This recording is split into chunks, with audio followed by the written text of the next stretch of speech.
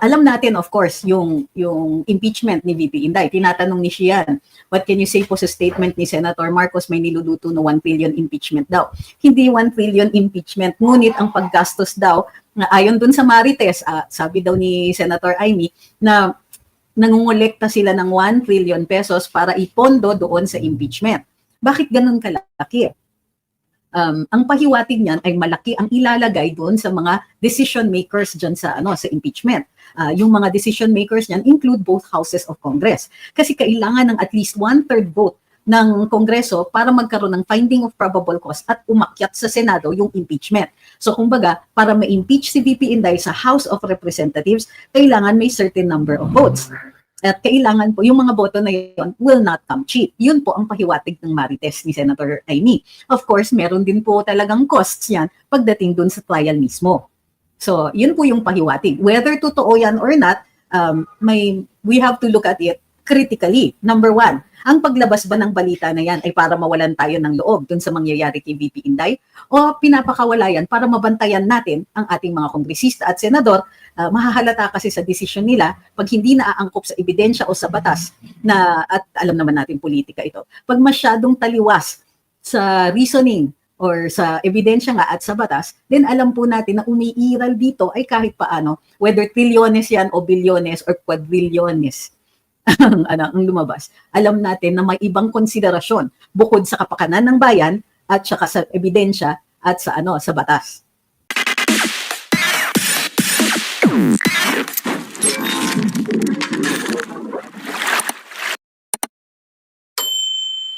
Hi kay Lenglex, Merry Christmas sa lahat. Now, bakit ngayon ako nagha-holiday greetings? Kasi nga, baka mapansin ninyo na dahil sa in keeping with the season, tuloy-tuloy pa rin naman po ang ating pagpapahayag. Pero parang we need to take some time also to rest and to mag-ipon uli ng lakas, but not to lose our motivation. Kasi nga, mahaba pa ang ating laban, mahaba pang advokasya natin for good governance. At saka, syempre, pinapakita ko kung type ninyo itong lipstick na to. As usual, may mga lipstick watchers dito, natuwa naman ako. Kasi, hi kay Camp Life of Corex in Canada. At maaga-aga din po ako nag-live ngayon kasi may lakad pa ako mamaya uli. Like I said, medyo marami pong activities ganitong season. So, para lang hindi tayo mawalan ng momentum, gusto ko lang ipaalala na itong panahon, i-observe din natin ang ating mga tradisyon. Of course, hindi naman kayo mapipigilan sa ganon. Pero wag rin po tayong mawalan ng momentum sa ating advokasya. Sa totoo lang, sa kasaysayan ng pakikibaka dito sa Pilipinas, kadalasan, tumitigil yung mga activities kapag dating ng Disyembre at lalong-lalo na pag pumasok na yung simbang gabi. Kukunti na yung activities. Gayon pa man, ang nakikita natin ngayon, gawa nga ng momentum ng tuloy-tuloy na garapalang polisiya at batas na nilalabas ng ating ng administrasyon, hindi tumitigil, hindi rin, and in fairness, walang nawawalan ng momentum. Itong issue halimbawa ng ating budget ay hindi lang nakakabagabag, nakakainit ng ulo. Pero in typical Pinoy fashion, tandaan po ninyo na iba tayo mag-advokasya. Hindi lang po parati tayong galit at nakikilaban, kung hindi, nagiging humorous din po yung ating pagtutuya sa mga kawani o opisyalis ng gobyerno na hindi exactly para sa taong bayan, di ba?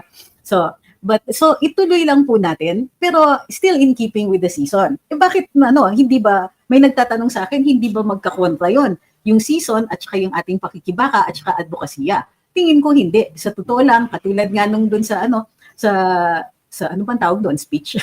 O nung nagsasalita ako dun sa meet and greet with Senator Bato and Senator Bongo and si Sir Ipe at saka si Sir Jimmy, ang panahon ngayon is para maalala natin na parating may pag-asa.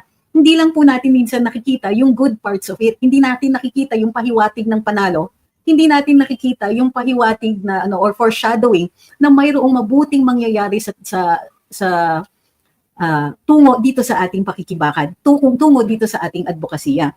Marami nga sa atin hindi natin nakikita yung termino na aktivista bilang positive na term. Pero sa totoo lang tayong lahat nagmimistulan ng advocacy aktivista, and in fact that's what we are. We are advocating for change at yun po talaga ang ginagawa ng mga nag-aaktivista. Yun nga lang may negative connotation yung salita. So, ang inaano natin ngayon is that panahon ngayon para paalala natin na ang darating itong Pasko is a time to align itong ating mahirap kasing gamitin yung term na pinaglalaban. Advokasya talaga yung ginagamit ko. Pero i-align lang po natin itong ating pagnanais sa pagbabago at itong ginagawa natin. At gusto ko makita din natin na mayroon tayong momentum, mayroon tayong mga successes. Marami masyado ng jaded, yung mga tipong every time may konting success, sasabihin, wala naman yan, talo tayo, and so on. Ito ang panahon ng Pasko para maalala natin na little things herald the big things that come. So itong pag-aatras halimbawa ng Tingog, I see it as a positive sign. Siyempre hindi tayo maniniwala sa kanila na maatras sila sa ganitong klaseng mga activities. Gayunpaman, the fact na they're trying to change the narrative, the fact na umatras nga sila doon sa tripartite agreement nila, means na affected sila. Affected sila because, and this is what we should always remember, mayroon silang nilulutong iba. Alam natin, of course, yung impeachment ni VP Inday. Tinatanong ni Shian, what can you say po sa statement ni Senator Marcos may niluluto na 1 trillion impeachment daw? Hindi 1 trillion impeachment, ngunit ang paggastos daw, na ayon dun sa Marites, sabi daw ni Senator Amy, na nangungulekta sila ng 1 trillion pesos para ipondo doon sa impeachment. Bakit ganun kalaki? Ang pahiwatig niyan ay malaki ang ilalagay doon sa mga decision makers dyan sa impeachment. Yung mga decision makers niyan include both houses of Congress. Kasi kailangan ng at least 1/3 vote ng Kongreso para magkaroon ng finding of probable cause at umakyat sa Senado yung impeachment. So kumbaga, para ma-impeach si VP Inday sa House of Representatives, kailangan may certain number of votes. At kailangan po, yung mga boto na yun will not come cheap. Yun po ang pahiwatig ng Marites ni Senator Amy. Of course, meron din po talagang costs yan pagdating dun sa trial mismo. So, yun po yung pahiwatig. Whether totoo yan or not, we have to look at it critically. Number one, ang paglabas ba ng balita na yan ay para mawalan tayo ng loob dun sa mangyayari kay VP Inday? O pinapakawala yan para mabantayan natin ang ating mga kongresista at senador? Mahahalata kasi sa desisyon nila pag hindi naaangkop sa ebidensya o sa batas at alam naman natin politika ito. Pag masyadong taliwas sa reasoning or sa ebidensya nga at sa batas, then alam po natin na umiiral dito ay kahit paano, whether trilyones yan o bilyones or quadrilyones ang lumabas. Alam natin na may ibang konsiderasyon bukod sa kapakanan ng bayan at saka sa ebidensya at sa batas. Okay. Charger uli. Hi kay Ma'am Pichi, sabi niya, hi, happy to see you with Tatay Digong. Ay taon na taon naman po yun this time of the year. Sabi ni Oscar, impeach Sari Bardagulan na ng INC versus Katoliko. Excuse me, hindi naman po yan versus Katoliko. Ang INC, to be fair, naglabas naman sila ng announcement na itong kanilang pagtitipon-tipon ay tungkol sa impeachment ni VP Inday. Okay, so hindi po ako sang-ayon sa inyong statement. Sabi ni Ma'am Mary May, musta po? I hope nag-enjoy kayo sa Davao. Parati naman enjoy ang Davao. Sabi ni Paul Pot, question, I thought once a year lang pwede mag-file ng impeachment with the same official. Mali po. Ang nakalagay po doon sa saligang batas at doon sa rules ng Congress ay one proceeding lang per year. Anong definition ng proceeding? Sabi ng Korte Suprema, kapag inaksyonan. So, kung kunwari, natanggap yung reklamo at ito ay finorward na sa Justice Committee o finorward sa plenaryo, yan po ay isang proceeding. Kung yung unang reklamo ay na-forward na, hindi na po tatanggapin yung ibang mga reklamo kasi nag-umpisa na po ang proceedings ng unang impeachment complaint. Kung hindi gumalaw, at napansin nyo, hindi naman gumalaw, kaya umabot po sa 3 impeachment complaints. So, para silang the more raffle entries, di ba, the better chances of winning. Ang kanilang filosofiya yata dito.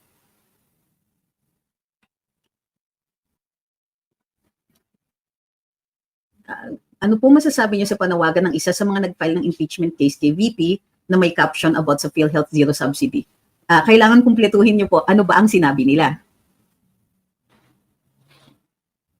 Ay kay Ma'am Alice, sabi ni Leon, si Dan namimigay ng 500 pesos bawat tao sa Laguna. Iyan na nga po at nakikita natin ang insidious effects ng pamimigay ng pera na pinayagan ng COMELEC. Supposedly, subject to yung kailangan daw po ay ipaalam muna sa kanila. I wonder kung naipaalam yan. Hindi pa pala campaign period. So kung during the campaign period, which begins in March para dun sa mga local officials, kailangan ipaalam nila doon sa COMELEC bago sila mamigay ng pera. Gayunpaman, I think, personal opinion po, and I think many of you share this, is that this is a bad precedent and a bad practice. Kasi nagmimistulong kahit sabihin pa ng COMELEC na pwede lang gawin kapag pagka immediate yung need, it will really look like vote buying. And in fact, it is actually vote influencing and vote buying.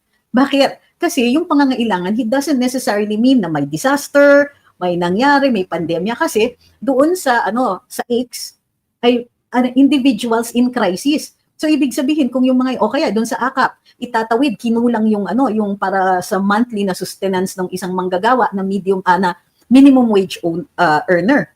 So lahat yan pwedeng i-argue na immediate at pressing yung need.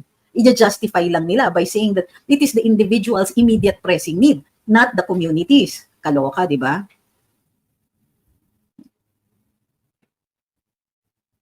Watching from Bicol, si Ryan Malyo, nagbakasyon para iwas stress pero mas na-stress sa biyahe. Di ba? Hindi ko alam kung nagfo-false memory syndrome ako o naaalala ko kapag kunwari yung mga holidays at alam natin na maraming pupunta in advance ang Duterte administration, naghahanda na maraming mga nasa toll booth, may mga traffic enforcers, etc. Kumbaga, hindi sila nagugulat tuwing holiday season tapos biglang traffic. Ewan ko, parang ang feeling ko ibang-iba yung panahon. Sabi ni Ma'am Tina, thank you po at umabot sa live. Merry Christmas. Sabi ni Ma'am Pichi, natuwa ako at nakasama ni Tatay Diggs. Kung ang iba dyan so busy kung paano pabagsakin si PRD at Sara, mga Duterte giving hope to us. Hindi lang po hope, nakakaano talaga na walang humpay ang kanilang charity work. Walang humpay yung pagtulong. Tulong ang sinabi ko. Tulong ng tulong. So yun nga, kahit si VP Inday, di ba, tuloy-tuloy ang trabaho. Kung may 3 impeachment complaints? Kung anik-anik na ang sinasabi ng mga Quadcom, kumbaga, walang makakatigil sa kanilang pagtuloy-tuloy ng serbisyo. Okay? Tuloy-tuloy lang. Samantalang yung iba, tuloy-tuloy ang tulog. Anyway, tulog ang diwa.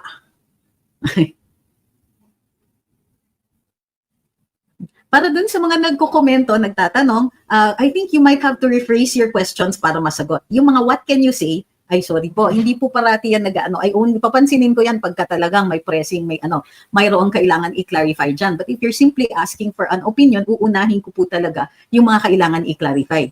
Happy holidays, Ma'am SP. JC says, bakit po kaya hindi umakyat sa Senate ang impeachment? May numbers naman sila sa Kongreso. Ngayon siguro silang iniintay na additional na mga impeachment complaints. Kasi sa totoo lang, so far, yung mga na-file ay walang katuturan. Kumbaga, very easily explained audit issues ang mga ito. Audit issues na hindi nga dapat umaakyat dun sa punto na impeachment. Kasi isa lang nga ang ahensya na maaaring mag-conduct ng official audit ng gobyerno.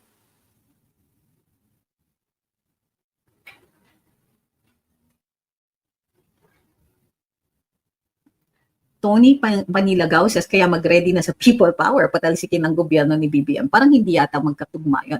Ang people power doesn't necessarily mean the removal, di ba? It is collective mass action at ang purpose niyan ay the correction of government. The same way that criticism is a means to correct yung excesses ng government, yun po ang dapat tingin natin sa people power and the way that we should phrase our statements. Alam niyo kung bakit, di ba? Mayroon pa talagang back to the dark ages na mga batas tayo, katulad ng dati tinanggal na natin yung mga anti-subversion laws na nag-identify ng mga grupo na kahit nagbago na yung mga tao, nagbago na yung pakay ng grupo, yung grupo ang dinideclare nilang illegal without the benefit of due process na present ngayon sa Anti-Terrorism Act. Sabi ni Ford, anong mangyayari sa mga laws including the budget kung mag-change ang constitution in case may RevGov? Okay.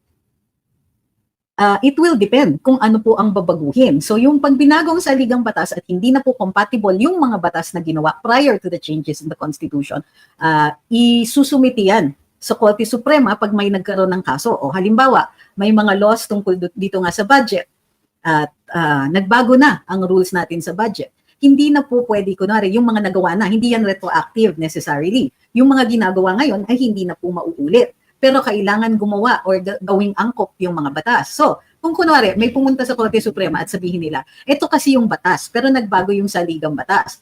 We submit na dapat void na yan kasi hindi na siya compatible sa saligang batas. The Supreme Court will rule on that.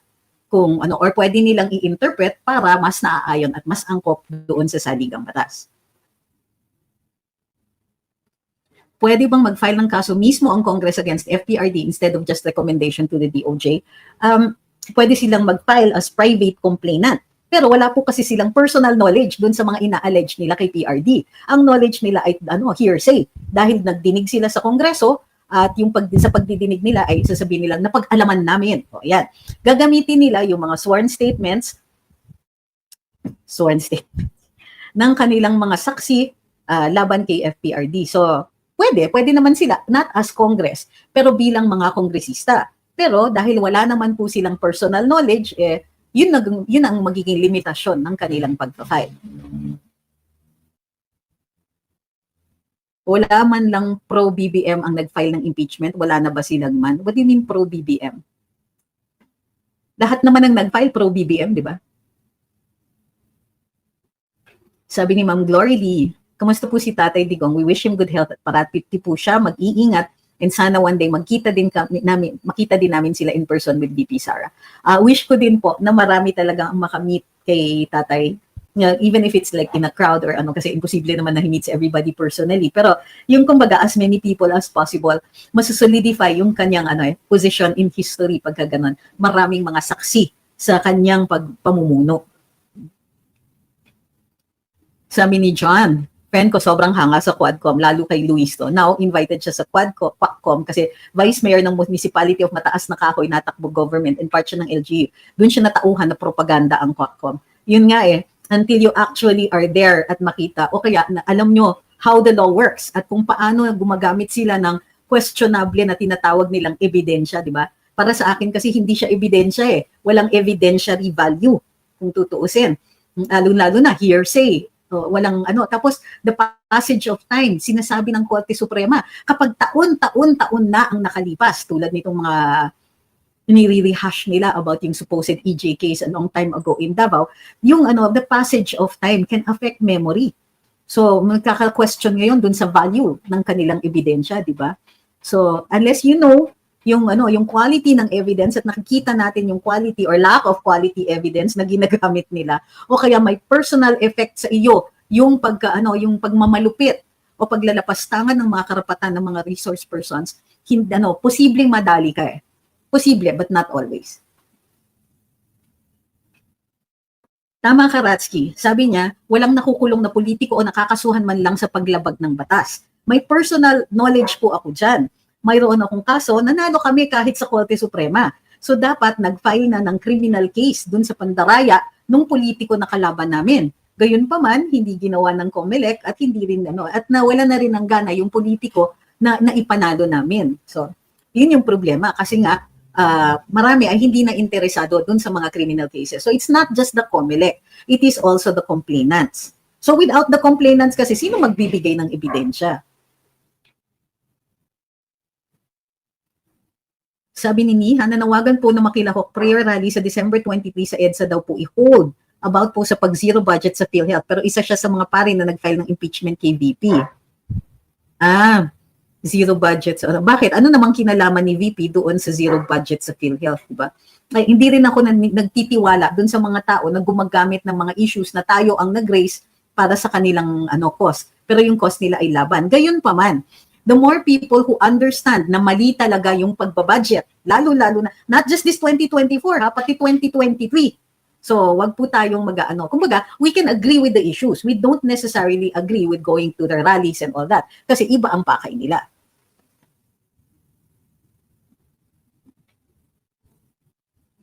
Sabi ni Spice Girls, ito naman yung bunganga palang garapalan. Girl, di ka na nahiya sa liit ng utak mo.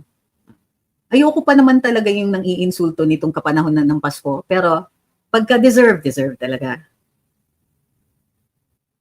Sabi ni Jerry, maayos po sana palagi ang iyong kalusugan, ganun din sa buong pamilya at mga kasamahan ngayon dyan. Magandang gabi sa inyong lahat. Maraming salamat po, Sir Jerry. Sana ganun din po sa inyo at sa inyong pamilya at lahat ng inyong mga kaibigan. Sabi ni Paul Pot, it's a trap, yung December 23 rally. Yikes. At mayroon, kung hindi ako nagkakamali, mayroong event online si VP Inday sa December 23. Ay, tinatanong nga pala ni Ma'am Glory Lee kung kamusta si Tatay Digong. He is in good health and was in very good spirits. Nakakatuwa siya syempre pag nakakausap at nakakasama. Kasi unang-una, pag chikahan kayo ng politika, marami kasi ang lumilinaw base dun sa kanyang punto de vista. Bukod pa dyan, maraming chikahan, maraming matatanong tungkol ano yung mga experience noon sa Malacanang and so on. Pati yung sa how is VP Inday, ganito, kamusta po si Kong Pulong, kamusta si Mayor Baste, ganyan. And we can ask about yung mga sino ang sa tingin nyo rising star sa ganyan. Yeah. Hindi syempre pwedeng ilabas lahat. Yung iba kasi pabiro baka gamitin lang ng kabila. Excuse me. Cat here, sorry. Sabi ni Antonio, kaya kailangan na ang people, ay nabasa ko na pala. Kitty Schnauzer says, we need a Duterte style of leadership. Totoo po yan. Angkop kasi, kumbaga bagay sa atin, nag-respond ang mga tao sa kanyang leadership. So, at nakita natin na kung napatagal pa siya ng konti, there would be more and longer lasting changes.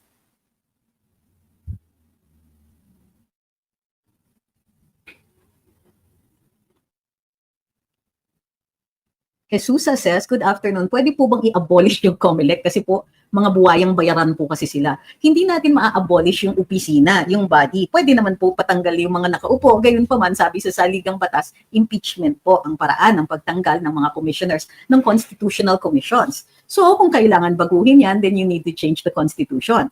Now, iba-iba yung mga pamamaraan, di ba, ng pagbabago ng ating saligang batas.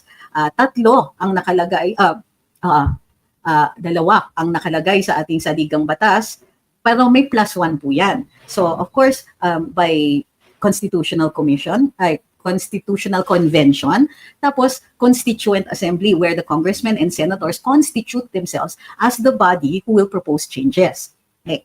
Sa CONCON, then mag-e-elect tayo ng mga representante na magpupulong-pulong at magpo-propose ng mga pagbabago sa saligang batas. Maaaring mag-provide ng framework yung ehekutibo, but it will still only be taken as a proposal or suggestion na ang final outcome ay ang CONCON pa rin ang magde-decide and to be submitted to the people for plebiscite.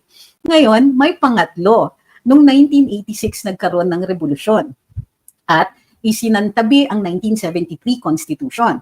Dahil sa pagsasantabi nito, gumawa rin ng maliit na komisyon si then dictator then revolutionary president Cory Aquino, at yung naging resulta ng pagtulong ng Constitutional Commission na yon ay isinumiti bilang sa plebisito sa plebisito, at yun po ang naging 1987 Constitution.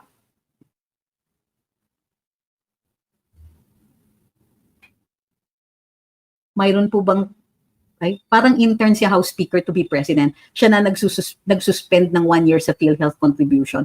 Hindi ba nakakaloka? Pero ang totoo niyan, kailangan po baguhin ang batas. Ang pwede lang po kasi, kahit ang executive, the most that they can do is delay it for 11 months kasi maliwanag doon sa Universal Healthcare Act na yearly contributions ito. Or pwede nilang sabihin, sige, isususpend pero babayaran nyo pa rin. That's what a suspension means.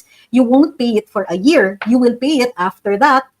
Pero ang tanong, may interest ba yan? And so on. At paano maaapektuhan ang actuarial life ng PhilHealth? Now, may tinatawag tayong balancing of interests dito. On the one hand, people need healthcare. Okay? Hindi natin kakayanin kung babayaran natin, whether government hospital or private hospital, ang healthcare needs natin, lalong-lalo na pag dun sa mga serious illness, yung mga serious na aksidente, mga cancer, cardiac-related issues, and so on, di ba? Hindi talaga. The way our healthcare system is set up, it is close to impossible for an ordinary citizen na bayaran lahat yan. So we need something. And right now, all we have is PhilHealth that is available to all. So we need to preserve the actuarial life of PhilHealth, otherwise masisiro tayo. Or at least until such a time as we have a better system. Keep it until we have a better system. On the other hand, itong ginagawa ng gobyerno na virtually looting government, okay? Virtually, itong administrasyon is looting government. So napipilitan ang administrasyon to rob Peter to pay Paul. So sa yung isang pinagkukuhaan nila nung kakulangan, dahil sa dami ng pinamimigay nila as vote buying, ayuda, sobra-sobra. Hindi kinakaya ng gobyerno. They're actually, quote-unquote, I use the term loosely, stealing also from the government coffers kasi hindi dapat pinaglalaanan, hindi pwedeng i-budget ang unprogrammed funds dahil hindi pa po sila nakokolekta. Although pwede nang i-predict na makokolekta siya and the amounts that they can collect, it is still not allowed under the law. So paano yan? So we balance the interests of our healthcare, our own survival, with that of the fiscal health of government. Diba? And the capability, fiscal health of government plus PhilHealth. And on the other hand, yung capability natin. Now, ang tanong nga is, bakit yung capability natin, yun ang they're leaning on that, but at the same time using that for propaganda. Saan ngayon makukuha yung kakulangan? Kung papayag tayo na suspended yan, they're still going to steal it from us and they'll only do it by contracting, making smaller the budget of the other agencies. So pagka panahon ng pangangailangan, doon natin mararamdaman itong pagginagawa ng Kongreso of robbing Peter to pay Paul. Halimbawa, disaster response, ramdam natin sa kakulangan ng disaster response, sa bagal ng pagresponde dahil sa kakulangan ng kanilang relief goods. Lumilitaw na po yung mga kakulangan ng gobyerno dahil kinukuha nga nila ito for other purposes. So ngayon, kung magpapakyut, halimbawa, yung isang tao dyan na alam naman natin na desperate for love and attention, nangangako siya, sige, suspend natin muna yung payment ng PhilHealth premiums. Ala, edi pabagsak yung PhilHealth. So pag nag-attempt tayo mag-avail, kunwari devastating illness ng isang miyembro ng pamilya, sabihin ng PhilHealth, ay, nakikita naman namin 3 million yung ginastos ninyo. Sagot namin dyan 6,000. Mararamdaman natin yung pagnanakaw. Mararamdaman natin yung mga propaganda nila, mararamdaman natin yung mga sinasabi nila, o sige, suspend mo na payments. Pero ang totoo niyan, ninanakawan lang natin ang sarili natin. Pag tumatanggap tayo ng ayuda, let's say tumanggap tayo, sabihin na natin na hindi kinuha ng mga middlemen yan. O 10,000, pag pumunta ka naman sa PhilHealth, pagka nasa disaster response, pag tinitignan natin yung kakulangan ng capability ng mga anak natin gagraduate from public schools, yan po ang kabayaran ng mga ginagawa ng mga politiko natin na wala sa hulog yung kanilang pamumulitika. And that's why we call it politics, di ba? Namumulitika sila, gagamit sila ng policy. Tapos pinararamdaman nila sa atin na, uy, parang we care for you so much. Pwede kayong wag muna magbayad sa PhilHealth, pero pagbabayaran ng ibang tao yan. Pagbabayaran natin lahat. Di ba? So yun po yung yun yung problema. Literally, yan yung ibig sabihin ng ginigisa tayo sa sarili nating mantika. Meron silang kunwari regalo sa atin, uy, kala mo naman galing sa kanilang bulsa yung pera. Pero yung totoo niyan, ninanakaw din nila sa atin and we pay for it sa kakulangan ng serbisyo. We pay for it sa kakulangan ng roads, bridges, public works projects, sa kakulangan sa kakulangan natin sa sa pagtataas ng mga interest payments natin sa mga utang, sa pagtataas ng sa kakulangan ng rescue and relief services, sa kakulangan ng yung mga needed na social services. Halimbawa, kung puro nasa ayuda yung ginagawa ng DSWD, yung mga serbisyo sa mga child abuse natin, sa mga violence against women na mga issues, sa mga interventions sa family, sa pagkikilatis ng mga adoptive parents na ginagawa, sa social work na ginagawa ng ating DSWD. Di ba? Ang galing-galing nitong mga politicians natin. Nobody is willing to do the hard work. No one is willing to tell us, pasensya na po, kailangan namin gawin ito because it is for your own good. Kailangan namin i-impose itong mga ito, pasensya na po. Pero kailangan natin gawin ito. Pasensya na, mataas ang premium sa PhilHealth. May tama sa politiko ng previous administration, sa politics nila. Pero para makalaki at para 10 years from now or whatever years from now, hindi na tayo masyadong malaki magbayad kapag mayroon sa ating nauuspital. No one in this administration is willing to do that. Instead, it is cheap politicking. Binibigyan tayo kunwari ng pera, pero pera pala natin yun.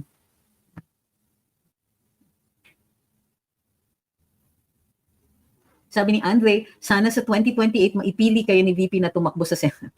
Nakalalamang na panalo po makasama siya.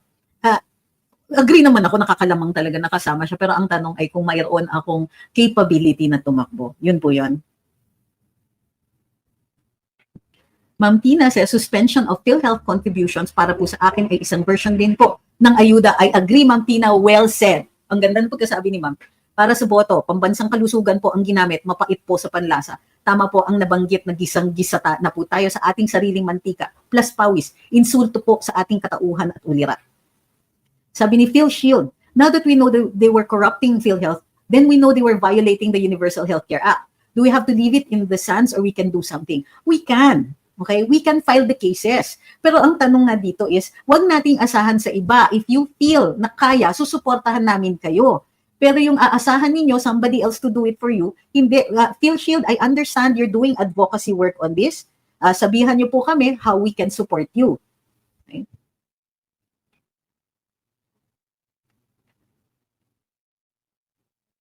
Chris Val says, pinaka-corrupt sa kasaysayan ng Pilipinas ang administrasyon ito. Marami na po nga silang nalampasan. Ano? Wala naman tayong sinasabi na, wala tayong masasabi na may isang administrasyon na hindi corrupt. Hindi natin masabi talaga yung ganon. Pero alam natin kung kailan na-minimize yan.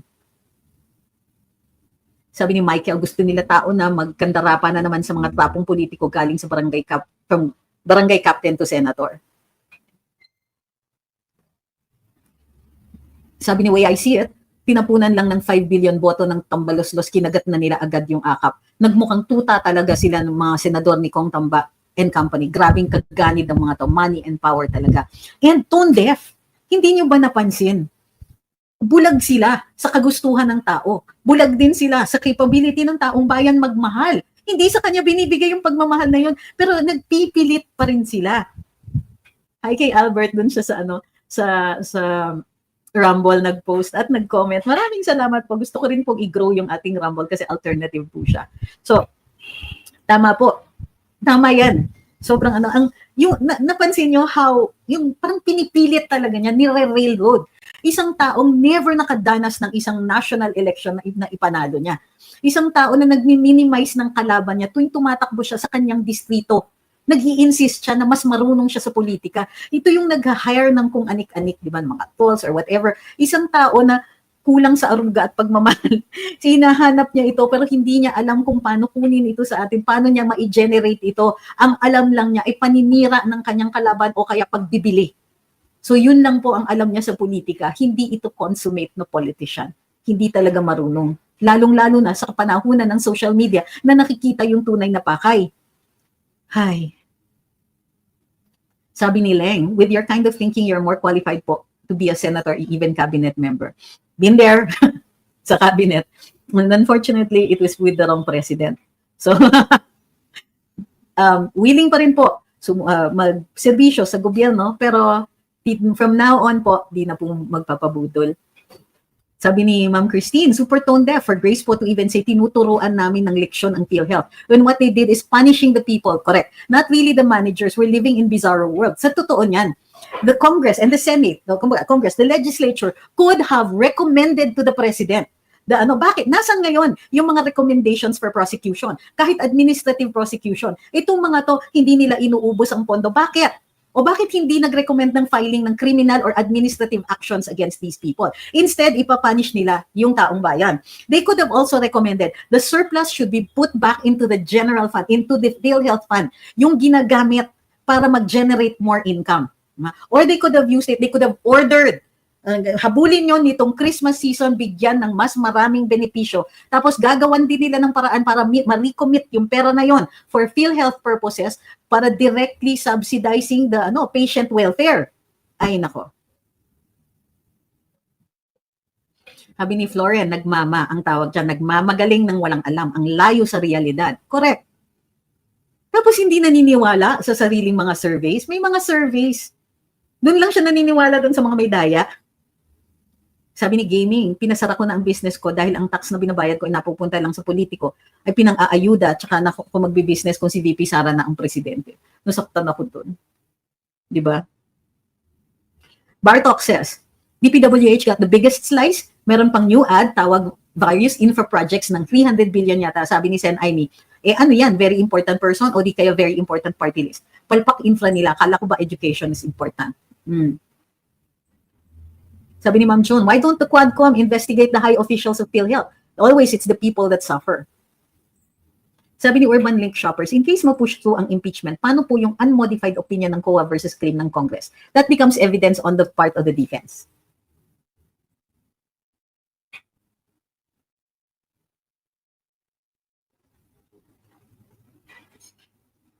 Sabi ni Kenneth Duterte, mismong PhilHealth nagbigay na po ng pahayag. Ang sabi nga ng PhilHealth ay magdadagdag sila ng serbisyo. Hindi po mawawala yung kanilang fault na nag-impact sila. Nag-remain na merong mga unspent doon sa, not just sa subsidy, pero those that should have directly benefited PhilHealth contributors. So, paano nila sasagutin yun? Sabihin mo pang mismong PhilHealth ang nagpahayag, excuse me. Alam ko yung pahayag ng PhilHealth, but it doesn't exonerate them. Puro future yan. Tumigil ka nga dyan. Tawa-tawa ka pa dyan. You laugh because what? Sabi ni Scarlett, imbis na ang CEO at mga tauhan ng PhilHealth punahin, ang blame na pupunta na naman sa mga Duterte, nakakabaliw ang gobyernong to. Oo, medyo scraping the bottom of the barrel. Kasalanan daw ng Duterte admin. Ang Duterte admin na gumamit ng isang direktor dati ng NBI para ilagay bilang chair ng maimbestigahan yung mga pagtiwali at pagkakamali dyan sa loob ng PhilHealth. It was a good move, hindi ko lang sure kung ganong ka-effective. Given nga na parang hindi ako masyadong nakakita ng maraming mga kaso na na-file.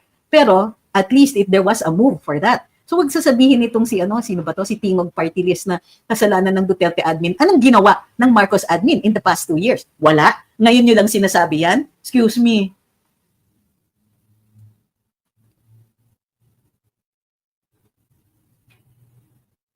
Ayan. So, hindi ka pa nagtatanong, Kenneth, nasagot ko na yung tanong mo. Sabi mo, eto pa ha, sino may kasalanan dyan? Duterte admin toga. Talaga.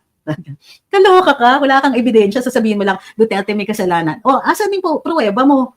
Yun nga, walang humpay na investigasyon ang nangyari sa loob ng PhilHealth at that time. At hindi mo masasabi na may naimbak na pera. Hindi gaya nitong last 2 years na yung finding nga ay hindi ginagamit ng PhilHealth yung kanilang subsidy. So again, huwag kang pupunta dito na nagtutrol ka kung hindi ka prepared. Parang you come to a battle of wits tapos wala kang baon. To wit. Kanina nga sabi ng ate ko, sabi ni Captured Moments, magbayad kami tax ng lupa namin. Sabi ko, wag na tayo magbayad, ninanakaw lang nila, ipang ayuda lang. Tapos sabi ng nanay ko, di naman natin nakita. Sabi ko, sus, pati PhilHealth ka ako. Bakit nagka-ayuda ka? Wala nga daw kasi di kami binigyan kahit sa senior, wala may nakuha. Nanay ko, watching from HK. Ma'am, delikado po, hindi magbayad ng real estate taxes po. And that's not a national tax. Yan po ay local tax. Sa LGU po ang kumukolekta niyan. Ang problema is, baka maano yung lupa ninyo, ha? Baka mailit.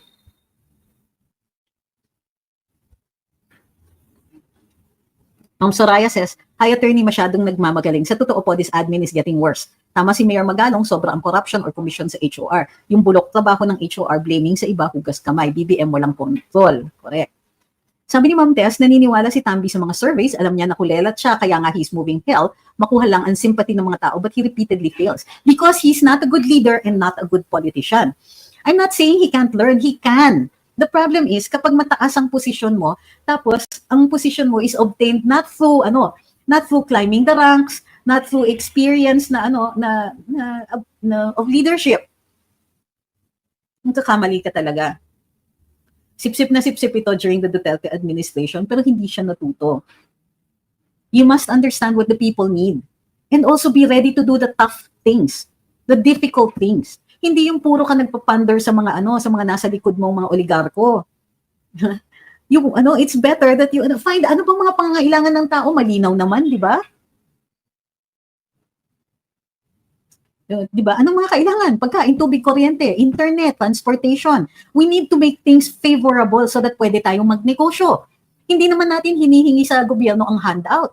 Siyempre maganda, sino ba may ayaw ng libre? Pero nananamantala din sila doon sa sa kakulangan ng kaalaman ng ilang mga kababayan natin. Yung kakulangan ng kaalaman na yun ay gawa ng dekadang kakulangan sa edukasyon. Sasabihin na naman nila, Duterte administration talagang nagpasok ng pera sa edukasyon at saka sa healthcare. Yan ang hindi nila mahahabol no matter how many lies they tell.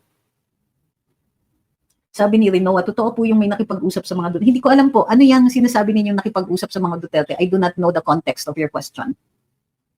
Sabi ni Amor, parang bumaliktad na po si Trillanes o takot na po ba siya? Hindi ko rin po alam. Anong ginawa ni Trillanes? Galing ako Davao, so wala akong medyo na busy po kami. Anong ginawa ni Trillanes ngayon?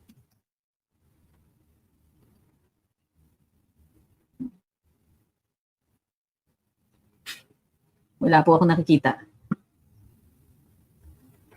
Sabi ni Camp Life, plano ko sana lakihan pa ang MP2 ko sa pag-ibig at ituloy ang SSS contributions ko. Kaya lang sa grabing lantarang korupsyon yun, di ko muna ituloy.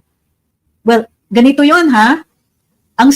form of civil disobedience yan at naiintindihan ko. Pero yung mga ganitong civil disobedience, they will work kung maramihan tayo. Kung kumbaga, it's an entire force of people na lahat hindi nagbabayad para walang manakaw. Pero kung kayo lang at hindi ito mag-work as a mass action, then understand that pagbabayaran nyo pa rin yan in the end, ha?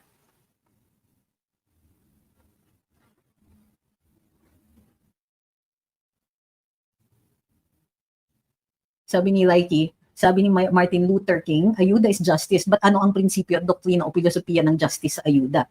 Actually, kasi pinapalabas niya yung handout lang. Hindi siya justice kasi you are robbing Peter to pay Paul, di ba? Kinukuha mo lang, ninanakaw mo lang yan sa ibang serbisyo ng gobyerno para maglabas ng ayuda at magmukhang mabango ka. It is not justice. In fact, it is the opposite of justice. It is injustice because you are simply trying to make yourself look good at the expense of the people. The people do not really benefit from this handout because you are contracting, you are making sure that social services and other government services grow smaller and smaller. Hello, kamusta na ang AFP modernization?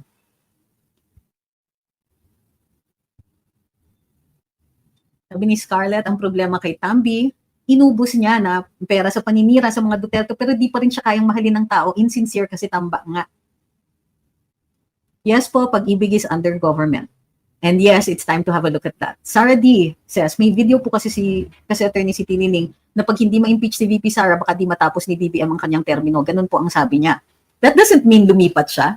It means kinakabahan siya. It means na invested siya dun sa impeachment ni VP Inday. Don't ever credit him with anything good unless it's very clear.